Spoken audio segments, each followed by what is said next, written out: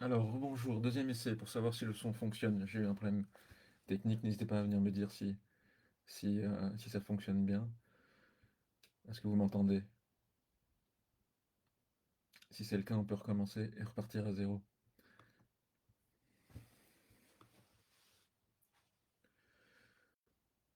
Est-ce que vous m'entendez?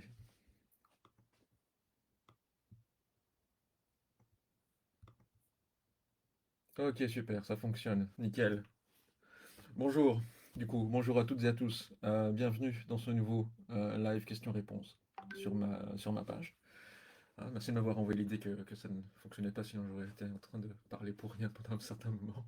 Donc merci. Objectif toujours double, je le répète. Le premier, c'est de pouvoir vous permettre de venir poser quelques questions, hein, pour celles et ceux qui n'auraient peut-être pas un psychologue sous la main ou l'opportunité de pouvoir commencer un accompagnement psychothérapeutique.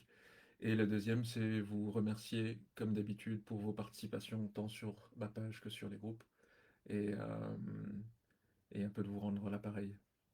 Donc, je vais commencer directement par une question qui avait été posée sur la rediffusion du live. Donc, pour celles et ceux qui ne le sauraient pas, donc les lives sont systématiquement rediffusés euh, sur, euh, sur YouTube, sur ma chaîne YouTube que j'ai créée uniquement pour remettre l'ensemble de mes interventions, qu'elles soient publiques ou qu'elles soient ici sur les lives Facebook. Donc, n'hésitez pas à aller voir. Et donc, une des questions qui a été posée, je vais vous la lire et puis y répondre directement. Et entre-temps, n'hésitez pas, vous de votre côté, déjà écrire vos questions, comme ça je pourrais directement enchaîner avec les vôtres. Alors, euh, la question c'était, est-ce que deux pervers narcissiques amis font semblant dans leur amitié ou peuvent ou peuvent-ils être sincères entre eux? Est-ce qu'un jour l'autre, un jour ou l'autre, ils vont se faire du mal, puisque incapables d'aimer réellement? Alors, c'est une question qui est intéressante parce qu'il est évident que toute personne peut s'entendre et que deux pervers de manière générale, peuvent s'entendre à partir du moment où la dynamique est sociale. Il est évident que deux pervers peuvent effectivement s'entendre. Après, est-ce que ce sera vraiment de l'amitié telle qu'on l'entend? Là où il y aurait une forme de loyauté réciproque et où l'un et l'autre pourraient finalement être sincères dans ces démarches. Ça, c'est une autre question. Je partirais du principe qu'à partir du moment où euh, l'autre ne lui apporterait plus la possibilité de répondre à ses objectifs, à ce moment-là, l'amitié en question n'aurait plus lieu d'être. Vous voyez. Donc c'est un peu comme dans le couple, comme toute dynamique intersubjective. Le pervers, quel qu'il soit, homme ou femme, va considérer l'autre comme étant un objet. Et donc, euh, à partir du moment où l'autre ne répond plus aux objectifs, à mes objectifs, donc il ne me sert plus à rien, et donc je m'en débarrasse d'une quelconque manière. Donc voilà, pour la réponse à cette question. Bonjour tout le monde, bonjour Julia. Alors, on va essayer de voir si je peux répondre à une de vos questions.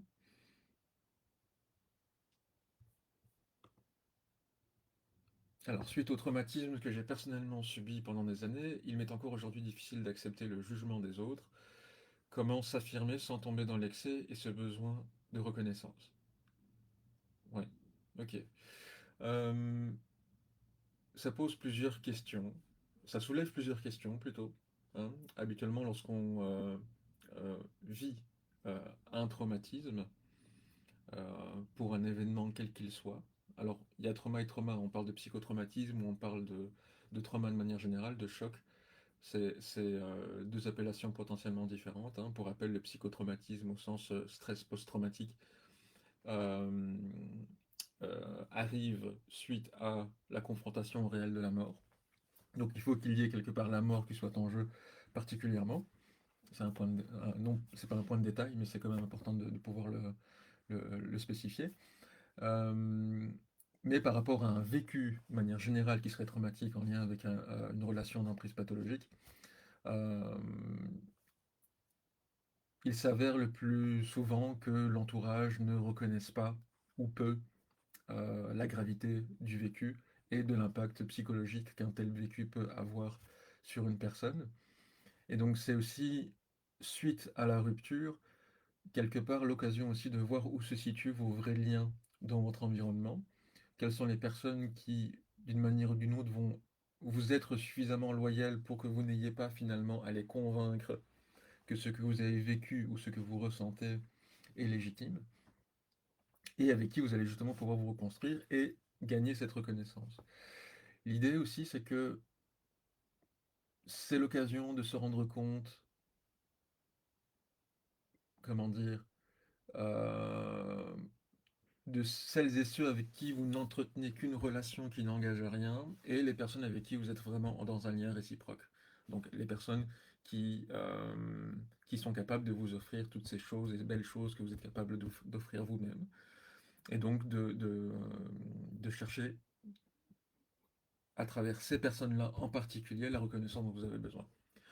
Et quelque part, le tri se fait à ce moment-là un peu de lui-même, dans la mesure où vous verrez bien que les personnes qui ne veulent pas faire exister votre souffrance, parce qu'ils ne veulent surtout pas faire exister soit euh, le fait qu'une personne en particulier soit vue d'une certaine manière, c'est-à-dire comme étant un auteur, ou simplement qu'ils ne veulent pas faire exister dans leur réalité de tous les jours l'existence des violences conjugales, par exemple, euh, bah, ça permet de faire le tri, simplement, aussi. Donc voilà, j'espère avoir répondu à votre question.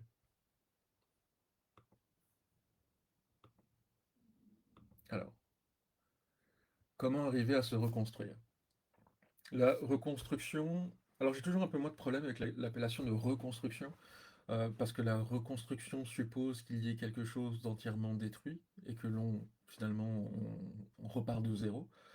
Euh, et je trouve cela dommage dans la mesure où tout ce qui a été vécu en cours de la relation n'est pas à jeter pour autant, et qu'il y a malgré tout des choses qui se sont produites, des choses qui ont été ressenties, des choses qui ont été vécues et qui peuvent être quelque part le ciment de ce que vous avez à vivre plus tard. Et il ne faudrait pas non plus tout disqualifier. Par exemple, si vous avez eu des enfants et que vous avez pu développer un super chouette lien avec vos enfants, bah, il est quand même dommage de se dire qu'on va devoir reconstruire, alors que de belles choses sont quand même à garder et à retirer de cette relation. Non pas évidemment les violences morales ou physiques que vous avez vécues, mais aussi tous ces à côté, toutes ces choses qui ont quand même été possibles pendant tout ce temps, toute cette expérience et ces enseignements que vous allez pouvoir en faire pour pouvoir continuer à bâtir justement ou continuer à parcourir le chemin qui est le vôtre. Euh, et ça prend du temps. Ça prend du temps euh, comme dirait un patient, m'a dit un patient hier, c'est ne pas reconstruire, c'est remettre de l'ordre. Et je préfère cette appellation-là, remettre de l'ordre, pour que vous ayez maintenant à vous investir dans les bonnes choses, dans les justes choses, dans les bonnes directions, nouer des liens qui en valent la peine, qui vous nourrissent, avec qui il y a plus de partage que d'échange, euh, et quelque part, comme pour la précédente question, refaire un tri dans votre environnement pour que vous ayez à mieux vous y investir et à pouvoir partager de vraies choses avec les gens qui vous entourent et quelque part bouter hors certaines personnes qui prendront, ne prendront pas parti quelque part aussi, parce qu'à partir du moment où vous êtes censé être loyal à une personne, vous pouvez attendre d'une personne en particulier qu'elle prenne parti pour votre souffrance. Euh, Ne serait-ce que cela. Si vous souffrez et qu'une personne est loyale, elle devrait prendre en compte cette souffrance. Point à la ligne. Et cela prend du temps. Et un accompagnement psychothérapeutique aide, certainement. Mais aussi toutes les ressources que vous avez pu garder et maintenir après la séparation sont tout autant de choses auxquelles vous avez techniquement le droit de faire appel pour continuer à poursuivre votre chemin d'une meilleure manière. Donc voilà, il n'y a pas de réponse miracle, hein, il n'y a pas de baguette magique hein, par rapport à cette question de reconstruction. Euh, mais il y a une chose qui, pour moi, peut être le point d'orgue du chemin qui vous reste à parcourir, c'est que vous avez un vécu. Ce vécu, si vous arrivez à en faire un enseignement et que vous arrivez à mettre cela à sa juste place et à mettre de l'ordre dans votre récit et dans le chemin que vous voulez parcourir, il y a vraiment là l'opportunité d'avoir une vie devant vous remplie de belles choses. Une vie qui ne sera pas sans souffrance, sans conflit, évidemment, mais qui seront des souffrances qui seront choisies et un chemin qui sera choisi et partagé avec des personnes que vous auriez également choisies. Donc c'est un processus qui est tout à fait important. Il y a plein de choses qui changent aussi, évidemment. Alors, bonjour Léa. La question de pourquoi les PN sont attirés par les personnes HPI, donc haut potentiel intellectuel. Alors, la personnalité HPI, et tout ce qui est la question du HP, malheureusement, sort de ma grille de lecture, donc je ne vais pas pouvoir vraiment répondre à cette question. Je ne maîtrise pas simplement la question du haut potentiel. Euh, j'ai une approche, moi, qui est plutôt psychanalytique, donc qui est beaucoup plus structurelle entre névrose, psychose et perversion, et la haute potentialité est quelque part quelque chose qui est transversal sur les différentes structures. Et donc, il y a autant dans les HP de névrose, de psychotique ou de pervers dans la mesure où c'est simplement une grille de lecture différente et qui fait appel à d'autres choses, quelque part. Euh, donc, soit vous prenez le temps de me spécifier ce que vous entendez par HPI, comme ça je peux peut-être le recouper avec ma grille de lecture, soit malheureusement je ne vais pas pouvoir répondre. J'ai voilà, les limites de mes compétences. Bonjour Nathalie. Alors, un lien fort est-il automatiquement qualifié d'emprise? Est-il toujours néfaste ou peut-il être sain, s'il vous plaît? Les nuances me semblent fines. C'est une très bonne question. Alors, déjà peut-être définir ce qu'est un lien. Et le lien, je le définis en miroir avec ce que l'on appelle la relation. Le lien, c'est ce qui va nous attacher les uns aux autres. C'est quelque chose de foncièrement inconscient, qui n'est pas descriptible, qui n'est pas quantifiable, et qui va faire en sorte, par exemple, qu'un couple reste ensemble malgré que leur relation soit conflictuelle. C'est ce petit quelque chose dans le je t'aime qui échappe au langage. Hein, l'exemple que je donne souvent, c'est que j'aime ma fille, j'aime ma compagne, j'aime certaines personnes qui m'entourent, mais ce mot est fade pour vous exprimer l'ampleur finalement du lien qui m'unit, qui me lie, pardon, à ma fille, à mon fils, à mes fils et à ma compagne ou ce genre de choses.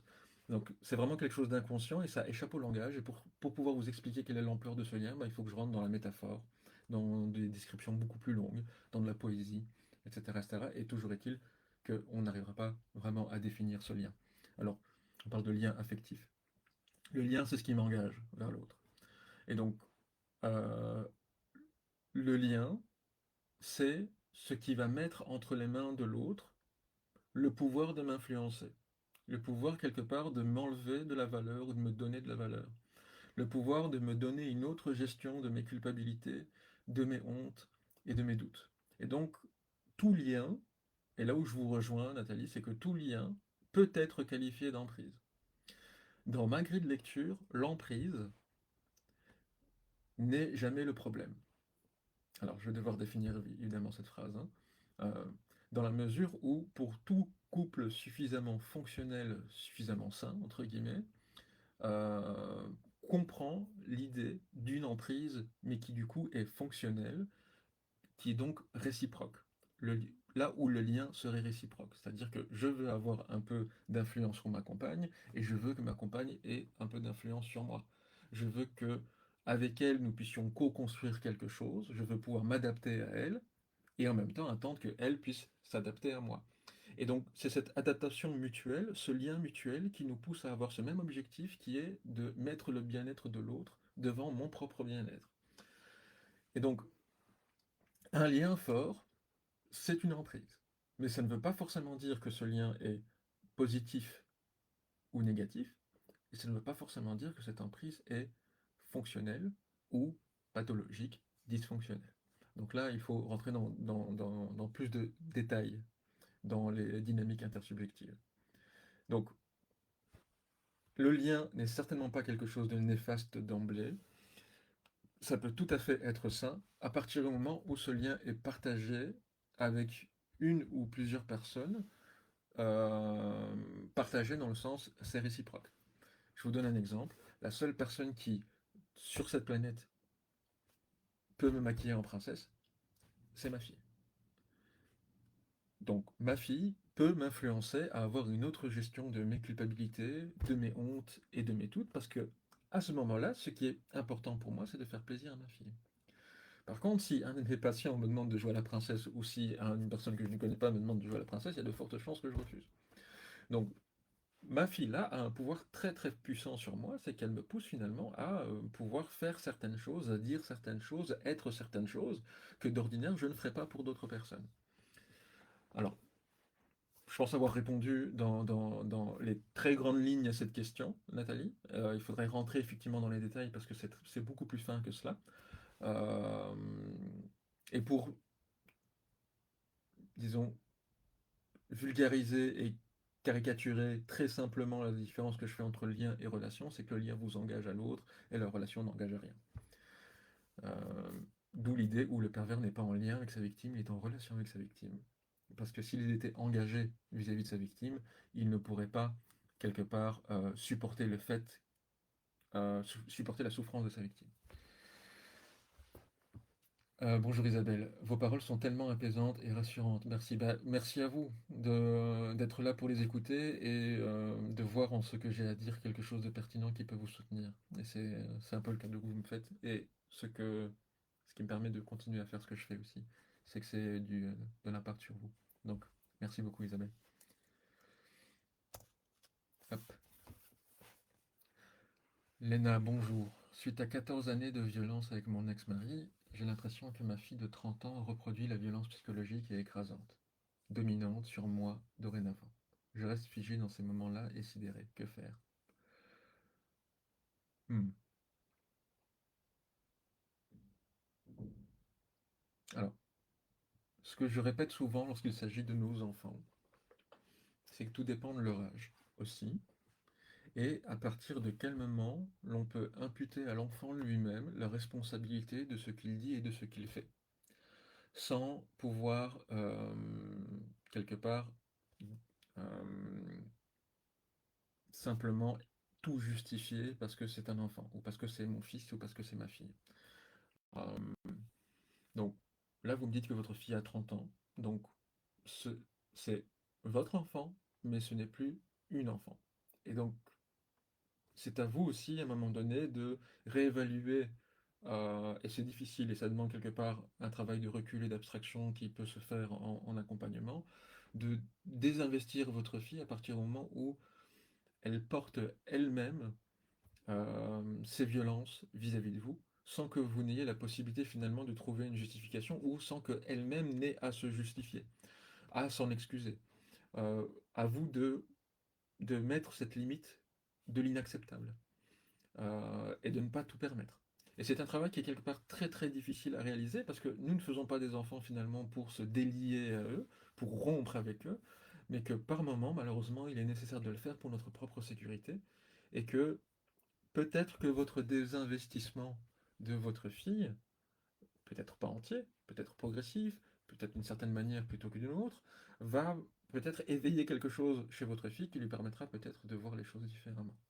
Mais la principale question, c'est pouvez-vous encore, ou quelle limite doit-elle dépasser pour que vous vous autorisiez la question de est-ce que je dois me séparer d'elle ou pas? Est-ce que je dois prendre mes distances d'elle ou pas?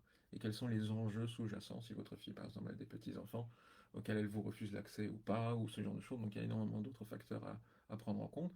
Mais s'il y a des violences psychologiques écrasantes et dominantes sur vous, c'est qu'on a déjà atteint une forme d'inacceptable, à n'en point douter. Et que cela devrait quelque part suffire aussi pour que vous ayez à euh, réévaluer le lien que vous avez avec votre fille, pour savoir si celui-ci est réciproque et si sa violence est justifiable, explicable, et qu'elle puisse le faire elle-même finalement aussi, que vous n'ayez pas à répondre à vos propres questions. Bonjour Valérie. Alors, mon ex manipule ma fille, il fait tout pour pas que je la voie. Comment renouer? Il fait tout pour que je culpabilise et il se sert d'elle pour m'atteindre. Encore une fois, tout dépend de l'âge de votre fille, euh, et de ce que vous pourrez effectivement imputer à l'emprise pathologique du père ou euh, à la responsabilité du sujet lui-même, c'est-à-dire à votre fille elle-même, pris dans ses propres enjeux et sa propre personnalité.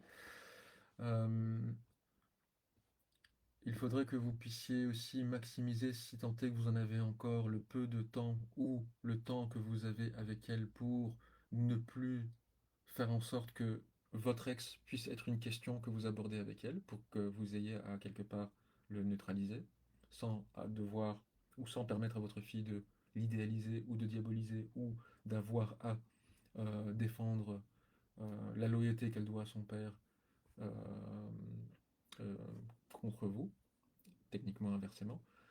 Mais l'idée aussi que peut-être quelque chose qui pourrait vous soutenir, et en fonction de l'âge de l'enfant, ça peut avoir du sens, c'est que, et même nous, arrivés à l'âge adulte, quelque part, c'est que nous aurions toujours tendance à trahir les personnes dont on sait que le pardon suivra. Alors, je vais répéter cette phrase parce qu'elle est importante. Nous aurions toujours tendance à trahir nos engagements envers des personnes dont on sait que le pardon suivra. C'est-à-dire des personnes avec qui le lien est réciproque. Des personnes avec qui euh, le fait de dire non ne va pas engendrer une rupture du lien. Ça, c'est très important à garder en tête. Parce que dans cette situation-là, et c'est souvent le cas, un enfant qui se retrouve entre ses deux parents, là où un des deux parents est potentiellement pervers, même psychotique, ça peut arriver aussi, euh, le parent dysfonctionnel va refuser à son enfant toute forme de trahison. Alors que le parent qui est suffisamment sain sait que ses enfants vont à un moment donné le trahir parce que ça fait partie de leur développement et que leurs enfants sont des personnes à part entière et que quelque part ils ont leurs propres idées, leurs propres volontés, etc., etc. Mais le parent qui est dysfonctionnel ne va pas considérer possible que ses propres enfants le trahissent. À partir du moment où c'est le cas, la relation avec l'enfant change.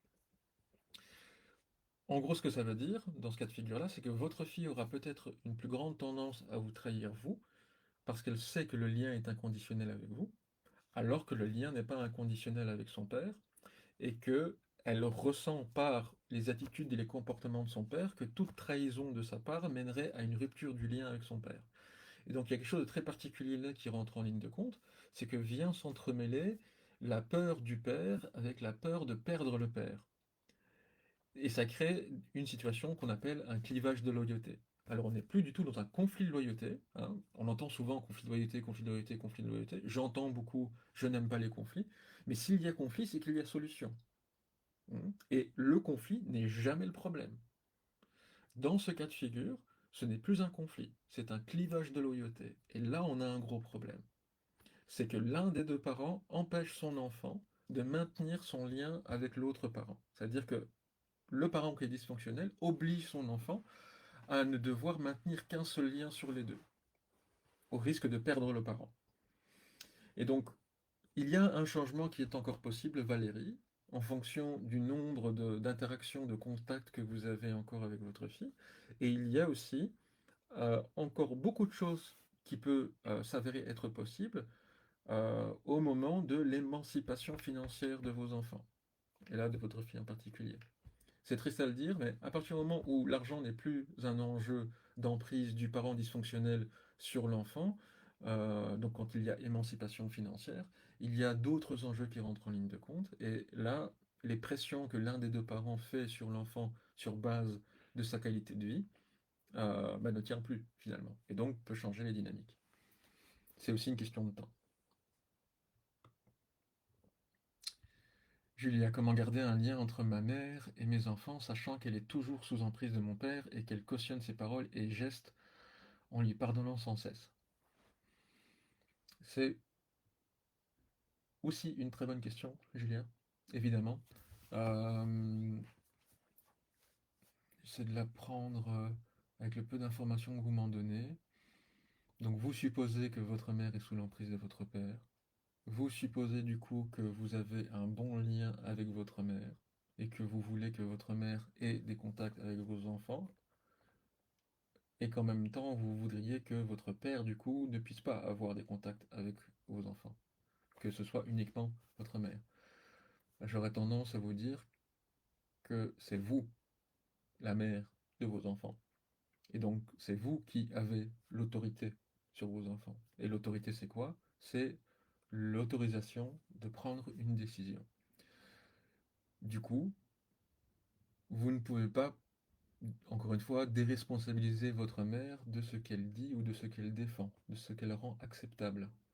Et que si vous supposez votre père être un mauvais père, il est raisonnable de penser qu'il ne puisse pas être un bon grand-père. Ça, je le dis de manière générale. C'est une vraie question que je pose et qui mérite que l'on puisse s'y attarder et y réfléchir. C'est comment voudriez-vous qu'un mauvais père ou qu'une mauvaise mère puisse être un bon grand-parent? Alors oui, les enjeux changent, les dynamiques changent, mais c'est une question qui mérite quand même qu'on puisse se poser. Et donc, comment garder un lien entre ma mère et mes enfants? Bah, c'est en lui renvoyant sa propre responsabilité par rapport à ce qu'elle cautionne. Et ça, je pense que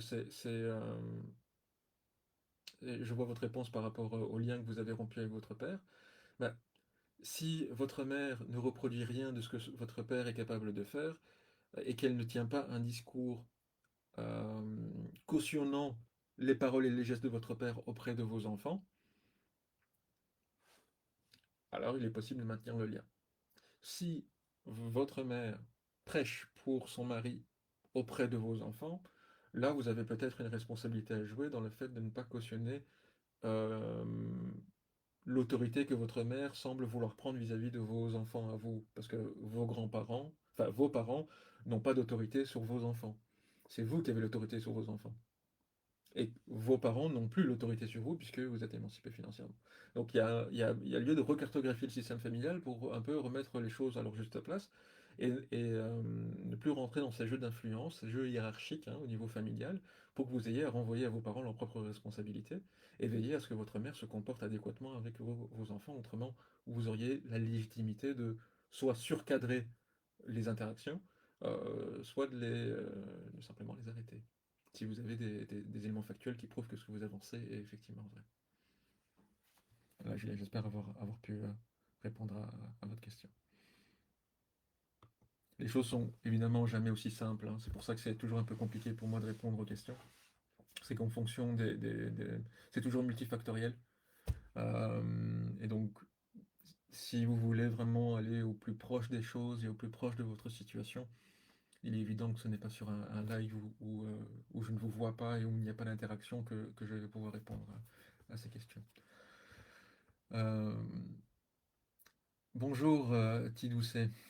Euh, Merci pour nous aider beaucoup. Bah, merci à vous encore une fois d'être là. J'aimerais vous demander quels sont vos meilleurs conseils pour se remettre des séquelles d'enchaînement de relations toxiques, perverses, violentes, etc. Et, et pour ne plus en être victime à l'avenir. Merci d'avance pour votre réponse. Mélissa. Bonjour Mélissa. Euh, Vous allez dire que je chipote un petit peu, mais pour moi, il faut bien comprendre ce qu'est le métier d'un psychologue. Et je vais m'attarder sur un petit mot que je retrouve souvent, bien qu'il peut être défini d'une autre manière, mais je vais vous donner ma définition de ce mot, le mot conseil. Un psychologue, un psychiatre, n'est pas là pour vous conseiller. Il n'est pas là pour vous dire quoi faire ou quoi penser. L'accompagnement psychothérapeutique, c'est un accompagnement. Ça veut dire qu'il est à côté de vous pour cheminer, pour parcourir, pour arpenter le chemin que vous avez choisi, en fonction des décisions que vous assumez et que vous assumerez dans votre environnement. Et donc, cette phrase de les conseilleurs ne sont pas les payeurs est très importante. C'est-à-dire, parce que je trouve que c'est important, excusez-moi, je fais une parenthèse, parce que certains de mes confrères, consoeurs n'ont pas conscience que nous faisons un métier qui est précieux et dangereux parce que nous jouons avec des vies, et que lorsque nous conseillons à nos patients de faire quelque chose, ce n'est pas nous qui en tirons les conséquences. Et donc, nous n'avons pas le droit de jouer avec cela et nous n'avons pas le droit de vous conseiller ou de vous empêcher de pouvoir réfléchir à ce que vous êtes prête ou non à assumer dans votre quotidien. Et donc, notre travail, c'est de vous pousser à avoir une réflexion différentes, vous poser des questions différentes, avoir une perspective différente, voir les choses à travers un prisme qui est différent. Et donc, c'est grâce à ces questionnements et ces repositionnements que vous allez réussir finalement à assumer, à vous assumer, à affirmer ce qui est déjà présent en vous. Parce que si vous me dites par exemple que vous avez enchaîné des relations toxiques, perverses, violentes, etc., c'est que vous en avez conscience. Et donc, il y a déjà des choses en vous qui sont simplement à affirmer, notamment par exemple une forme d'assertivité, pour que vous ayez à mieux faire le tri dans votre environnement et à mieux baliser vos limites, recartographier vos liens et vos relations, familiales, professionnelles, dans le couple, etc., etc., dans l'ensemble de votre vie, pour que vous ayez à changer votre posture et votre positionnement. Parce que le problème, ce n'est pas vous. Vous n'êtes pas un problème. La manière dont vous fonctionnez n'est pas le problème. C'est la manière peut-être dont vous investissez, c'est la manière dont vous investissez ce que vous êtes ou ce que vous avez de plus précieux dans votre environnement qui peut être modifié.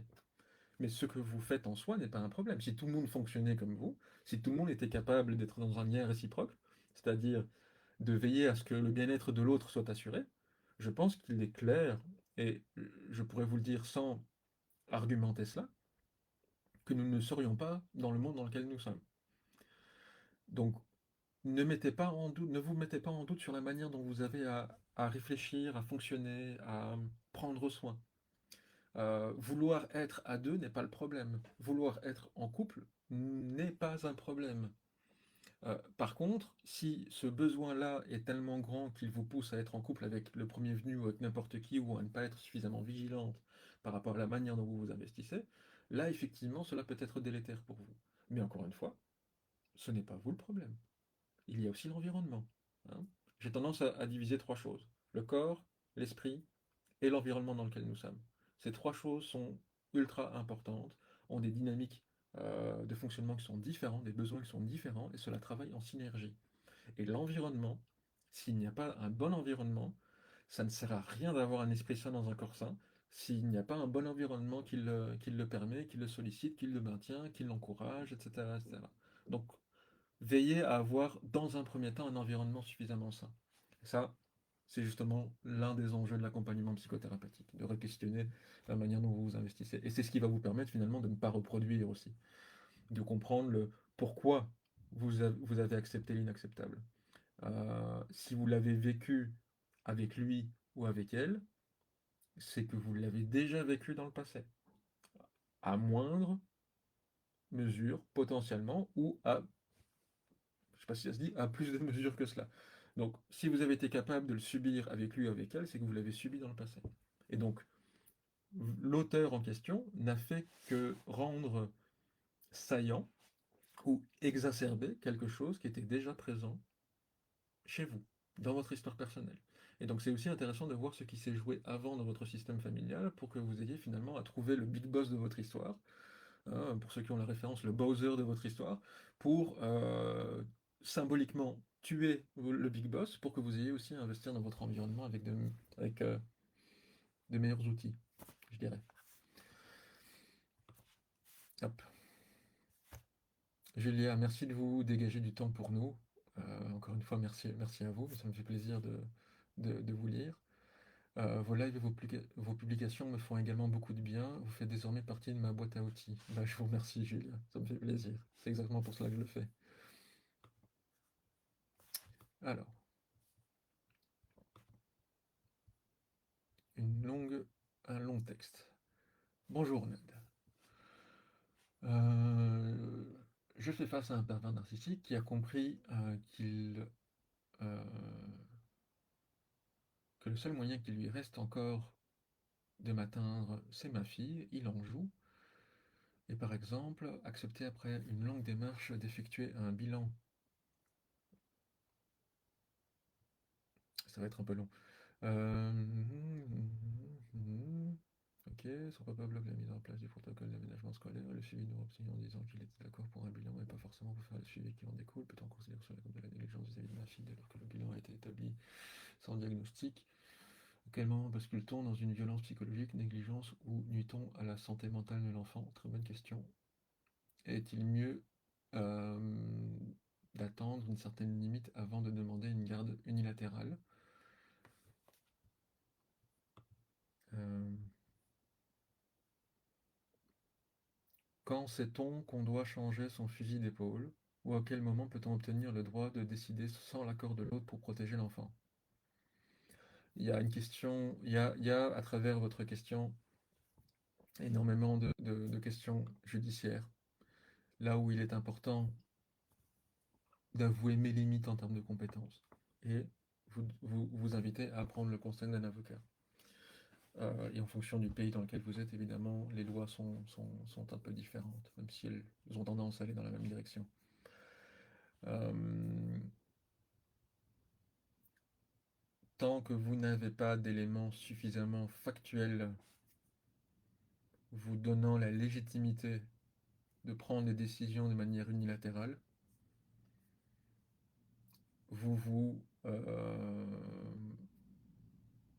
comment dire, la partie adverse, aussi dysfonctionnelle puisse-t-elle être, aurait le droit de se faire porter victime, judiciairement parlant, évidemment, hein.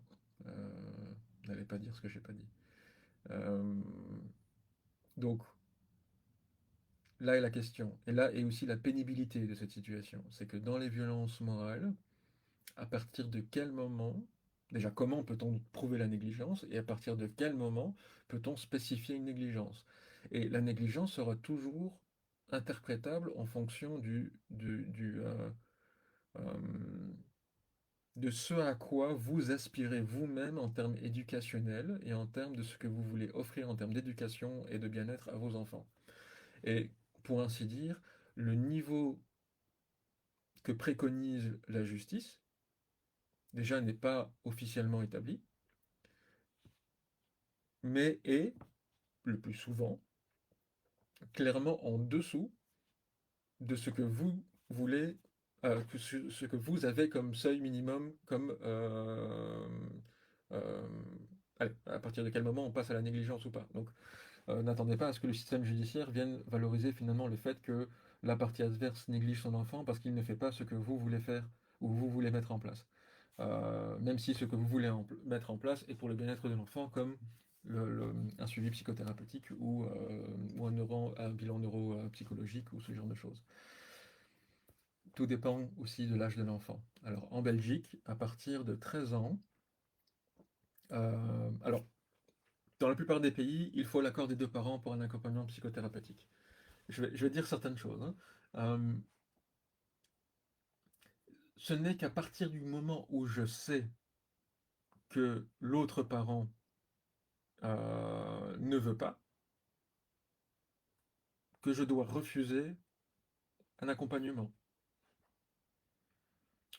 Là, je vous laisse la possibilité d'entendre justement ce qui n'est pas à entendre et ce que je n'ai pas dit. Euh, Autre chose, c'est qu'en Belgique, à partir de 13 ans, je pense, 12 ou 13, peu importe, je suis habilité, moi, en tant que psychologue, d'évaluer si la personne que j'ai en face de moi, l'adolescent, du coup, que j'ai en face de moi, euh, est capable d'évaluer à sa juste valeur euh, les implications d'un accompagnement psychothérapeutique. Et donc là, c'est à moi d'évaluer cela avec ma grille de lecture, savoir si le jeune est capable de discernement, de réflexivité, de faire valoir ses propres avis, etc. Et donc, sans l'accord de la partie adverse, je peux tout à fait accompagner un adolescent. À partir du moment où je juge qu'il est apte, je lui donne, comme à un adulte, ce qu'on appelle le droit du patient, c'est-à-dire que l'adolescent a le droit au secret professionnel, a le droit à être traité comme un adulte et donc à tous les droits. Et habituellement, moi, quand j'accompagne un adolescent, de facto, j'applique le secret professionnel. Autrement, mon travail n'a pas de sens. Si l'ado sait que je répéterai tout à ses parents sans que lui ne le sache ou sans que lui ne décide quoi que ce soit, je pense que mon travail ne sert à rien. Donc, pour moi, le secret professionnel est vraiment ce qu'il y a de plus important dans ma pratique. Alors,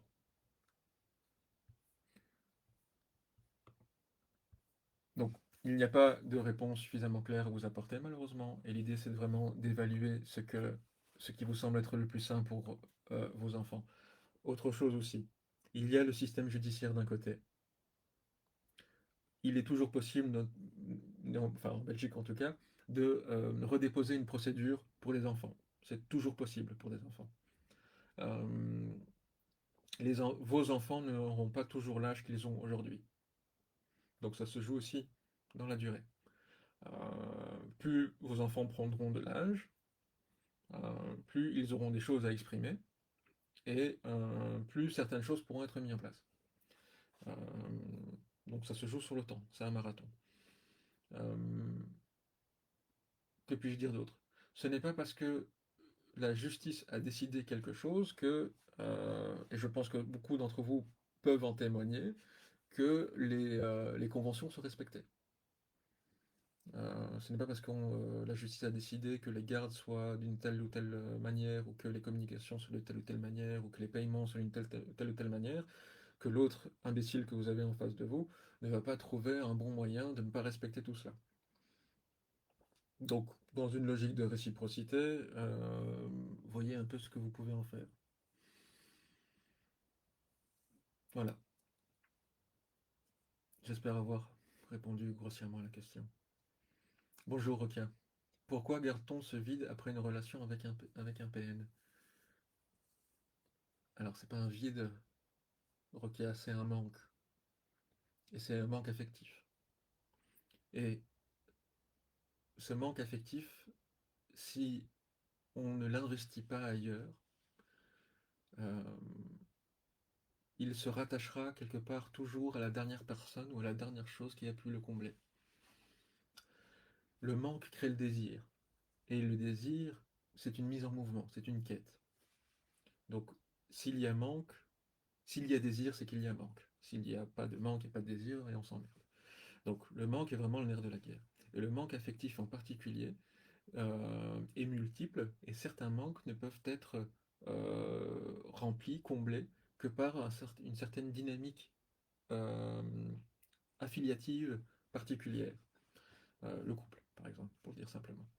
Donc, vous réinvestir dans votre environnement, vous autoriser de nouvelles expériences, euh, vous entourer de personnes qui ont une plus grande tendance à vous permettre de parler, de vous exprimer, de discuter, de co-construire quelque chose plutôt que de maintenir des dynamiques affiliatives avec des personnes qui vous castrent symboliquement, donc c'est-à-dire qui vous empêchent de pouvoir exprimer ce que vous avez exprimé, ou qui vous empêchent d'exprimer votre souffrance, ou de reconnaître votre souffrance. Je trouve qu'il y a aussi une des pires souffrances que je peux rencontrer, c'est mes proches ne reconnaissent pas la souffrance que j'ai. Et je trouve ça une souffrance abominable et inacceptable. Euh, et donc c'est important de pouvoir réinvestir votre environnement d'une autre manière et de tenter de combler vos manques, de comment dire, en vous offrant de nouvelles expériences, j'ai envie de vous dire. Voilà.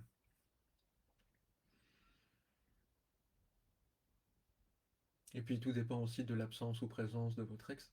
Si, si l'autre vous titille tout le temps, est toujours présent, va et vient, etc., c'est que le lien peut être difficilement rompu dans la mesure où les relations viennent toujours l'entretenir. À partir du moment où il a toujours accès à vous, c'est qu'il peut faire irruption à n'importe quel moment de votre quotidien, il aura toujours la possibilité de venir dire coucou, j'existe, et donc de raviver ce manque systématiquement, et donc de continuer à faire exister ce néant dans lequel on peut se trouver suite à une relation toxique. Donc, l'environnement, et c'est un peu le maître mot de ce live, j'ai l'impression, est super important.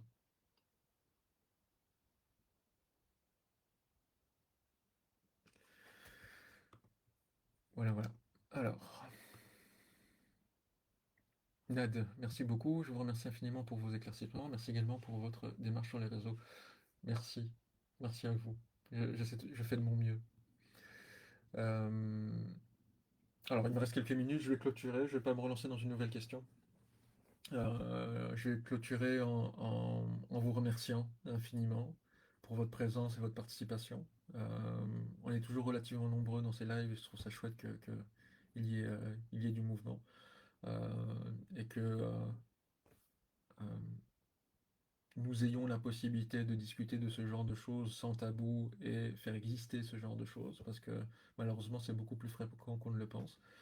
Euh, Ne normalisons pas les violences, quelles qu'elles soient morales, qu'elles soient physiques, etc.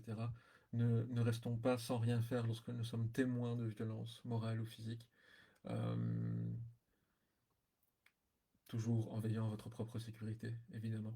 Euh, N'ayez jamais honte de ce que vous faites ou de ce que vous pensez dans ce genre de situation, parce que vous êtes poussé à bout, et que n'importe quel être vivant, aussi sain soit-il, s'il est poussé à bout, réagit, potentiellement violemment, contre l'autre, contre soi.